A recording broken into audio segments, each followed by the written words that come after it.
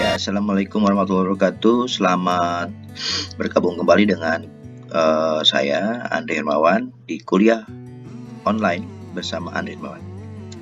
Untuk menindaklanjuti dari video sebelumnya bahwa kita akan bahas mengenai simulasi bar chart CLF dan DLF. Apa itu CLF? Adalah singkatan dari Continuous Line Flow dan DLF adalah Discontinuous Line Flow. Jadi suatu lini produksi yang sangat yang continuous dan discontinuous artinya terputus-putus ya. Oke, kita akan bahas ini adalah merupakan simulasi dalam bentuk bar chart. Jadi kayak schedule gitu. Jadi kalau kita mengerjakan sebuah produk, misalnya A itu prosesnya 1 menit, B-nya adalah 2 menit ya, ini C-nya adalah 3 menit misalnya. Kalau prosesnya awalnya itu berunut seperti ini, pada saat kelanjutannya tentunya ada sedikit penumpukan, sehingga A itu banyak menghasilkan produk. Setelah A kerjain produk 1, produk kedua, produk ketiga, produk 4 dan seterusnya. B juga sama, dia mengerjakan, tidak bisa langsung bekerjakan setelah A itu selesai dikerjakan, tidak bisa langsung, tetapi ada sebuah penumpukan sekitar 2 produk, kemudian baru B ini bisa dikerjakan setelah pekerjaan produk yang pertama dari B ini selesai dilakukan, baru berikutnya ya terus ya. Begitu dan C itu diproduksi setelah produk C ini selesai dikerjakan. Jadi awal-awal memang continuous, tetapi karena tidak seimbang terjadi penumpukan, sehingga kalau kita lihat dari bar chart bentuknya semakin lama semakin melebar. Nah, apa yang terjadi seperti ini? Tentunya kita harus bisa menghitung berapa jumlah. Nah, ini kira-kira rumusnya. Jadi rumusnya adalah ini misalnya waktu yang dibutuhkan, kemudian lead time adalah jumlah dari cycle time dari total sebuah lini proses, kemudian I adalah intervalnya, jadi detak, jadi jarak keluaran outputnya kan ditentukan yang paling belakang, proses paling belakang itu yang menentukan, sehingga yang dijadi tolak ukur adalah interval dari produk proses C ya. Sehingga rumusnya adalah berapa jumlah produk yang ditetapkan pada satuan waktu adalah T adalah waktu yang dibutuhkan, time ya, dikurangi dari lead time, jumlah dari proses A, B, C, dibagi dengan interval yang terakhir, ditambah 1. Nah, kenapa tambah 1? Karena ini belum dihitung ya, jadi tambah 1 ini. Jadi yang kita hitung misalnya tentunya misalnya ini adalah 36 ya, total waktu 36 dikurangi lead time-nya adalah 6 ya, berarti 36 dikurangi 6 berarti 30 dibagi intervalnya 3, berarti 30 bagi 3 sama 10, tambah 1, 11. Kita cek ya, 1, 2, 3, 4, 5, 6, 7, 8, 9, 10, 11. Ya betul, berarti total yang dibutuhkan untuk produk yang menghasilkan dalam menit ke-36 itu adalah sebesar tadi 11 ya. 1, 2, 3, 4, 5, 6, 7, 8, 9, 10, 11 ya, 11. Nah, ini kalau satu lini, kalau berapa lini berarti tambahin konstanta berapa jumlah lininya. Jumlah lininya yang ditetapkan, misalnya ada 3 lini ya kali 3. Begitu kira-kira simulasinya, dan seterusnya kalau kita praktekkan dibalik, proses A-nya itu adalah 3 menit, ininya 2 menit, ini 1 menit. Tentunya yang paling lama itu yang sangat menentukan, karena dia akan proses A akan seperti ini, dan B-nya itu tidak bisa bekerja kalau proses A ini belum selesai. Jadi dilakukan setelah proses A selesai. Nah, dengan demikian yang paling menentukan adalah proses yang paling lama.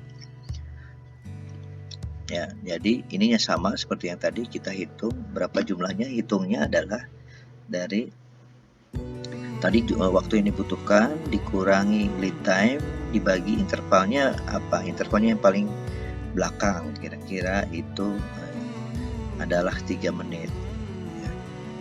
Nah, tambah. Nah, ini kira-kira menjadi kalau itu continuous.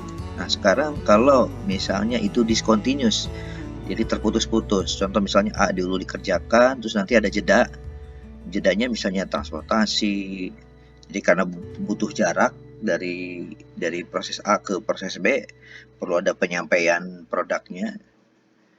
Begitu kan B ke C, kalau tadi kasusnya adalah berdempetan ya. Ini saling ada jarak. Sehingga prosesnya seperti ini dia akan berjalan seperti biasa.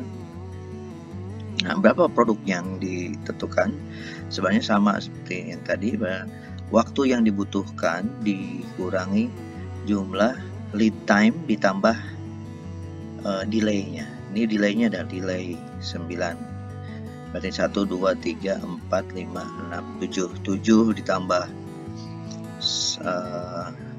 8, 9, 10, 11, 12, 13, 14, 15, 16, 17, 18, 19, 20. Oh, lead time-nya cuma 2 ya, D1 sama D2 itu yang menjadi, berarti yang di luas yang dibutuhkan sebenarnya yang ditentukan adalah jumlah dari antara menit 23 ke 36. Berapa jumlahnya? Ya, itu misalnya tadi 36, 36-nya adalah detik waktu yang dibutuhkan misalnya ya. Kemudian dikurangi lead time-nya adalah tadi 2, proses A, proses B, proses C, berarti 6, ditambah delay-nya adalah tadi ada 1, 2, 3, 4, 5, 6, 7, 8, 9, 10, 11, 12, 13, 14, 15 ya. Misalnya 15 ya, berarti tadi 6 ditambah 15 jadi 21. Jadi T itu pengurangan 36 dikurangi 21 itu jadi jarak ini yang dibutuhkan 1, 2, 3, 4, 5, 6, 7, 8, 9, 10, 11, 12, 13 ya. Berarti 13 dibagi yang terlama. Jadi interval yang terlama adalah yang ini, yang C yang terlama, karena A, B, C yang paling lama. Berarti bagi 3 ditambah 1. Jadi total yang dibutuhkan, produk yang dihasilkan pada saat itu adalah tadi hasil pengurangannya sekitar 13 ya. 1, 2, 3, 4, 5, 6, 7, 8, 9, 10, 11, 12, 13.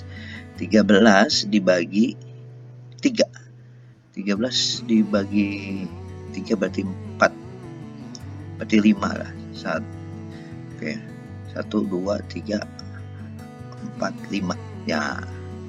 Berarti betul ya. Berarti ini hasilnya ada 5 produk. Ini baru sedikit, belum selesai. Berarti work in process 1 produk ya. Berarti betul rumus ini ternyata kita dengan menetapkan tadi kasus tadi akan lihat berapa jumlah produknya dihitung dari rumus tadi. Nah, begitu pula dengan ini. Nah, nanti ini yang menentukan adalah yang paling lama. Yang paling lama apa? Grup A atau proses A ya. Proses A ini paling lama, jadi dihitungnya yang paling lama. Nah, caranya berarti kalau begitu kita lead time-nya itu, nah ini kalau kasus seperti ini karena yang satu prosesnya paling lama itu paling belakang, dia akan menyapu dari produk setelah itu. Jadi kita hitungnya adalah justru dibalik, berarti waktu yang dibutuhkan itu T dikurangi lead time. Ya, lead time-nya yang ini di sini. Lead time ini di sini dibagi, jadi udah nggak dihitung lagi delay-nya. karena yang paling belakang yang nggak akan menyapu bersih. Nah, dibagi long interval dari longless, jadi yang paling lama. Jadi ini rumusnya T kurangi lead time dibagi interval tambah 1 ya. Contoh misalnya ini adalah 36 dikurangi lead time-nya adalah 6, jadi 30 dibagi intervalnya 3 10 tambah 1 11. Kita cek 1 2 3 4 5 6 7 8 9 10 11. Betul. Berarti produk pada saat time yang 36 menit itu, karena waktu yang dibutuhkan 36, itu menghasilkan produk ada 11 produk saja. Oke, begitu kira-kira. Nah, ini adalah tugas 9. Tugasnya tugas pribadi, bukan tugas kelompok. Jadi masing-masing. Jika diketahui sebuah lini produksi continuous proses A sama dengan 2 menit, proses B adalah 1 menit, proses C ini adalah 3 menit. Berapa jumlah produksi suatu lini produksi continuous dalam waktu 1 jam? Nah, kira-kira tolong gambarkan bar chart serta proses hitungannya dan jawabannya kirim ke kuliahonline6untag@gmail.com minggu depan dalam bentuk file Excel. Jangan lupa cantumkan tugas 10 nama dan NIM. Oke, terima kasih. Wassalamualaikum warahmatullahi wabarakatuh.